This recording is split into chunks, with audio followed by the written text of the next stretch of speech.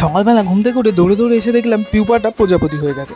এবার ভাবলাম মাত্র 2 দিনের মধ্যে কীভাবে সম্ভব। আচ্ছা, আসলে তো তোমাদের আসল ঘটনাটাই বলা হয়নি।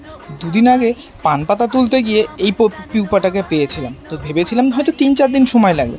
না, একদিন পরেই দেখলাম যে এটা প্রজাপতি হয়ে গেছে। সকালবেলা হঠাৎ করে ঘুরতে ঘুরতে এসে দেখলাম যে এই অবস্থা। আমি তো দেখে এক্সাইটেড হয়ে গেছি। আর এই সময়টা না বেশ পুজো পুজো ফিলই আসে, সকালবেলা হালকা কুয়াশার মধ্যে বেশ ভালোই লাগছিল। হ্যাঁ, তারপরে এই যে উমার আগমন, এটা দেখেই বোঝা যায় যে হ্যাঁ, উমা আসছে।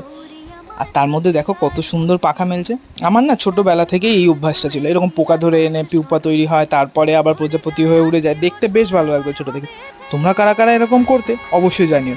আর হ্যাঁ, এই পুজোর মধ্যে ভুলে যেও না যে আমাদেরকে জাস্টিস পেতে হবে। তিলোত্তমার কথা কিন্তু ভুললে একদমই চলবে না। তো সবাই তিলোত্তমার জন্য উৎসব করো। দেখা হচ্ছে নেক্সট ভিডিওতে। সবাই ভালো থাকবে, সুস্থ থাকবে, সাবধানে থাকবে। দেখা হবে নেক্সট ভিডিওতে।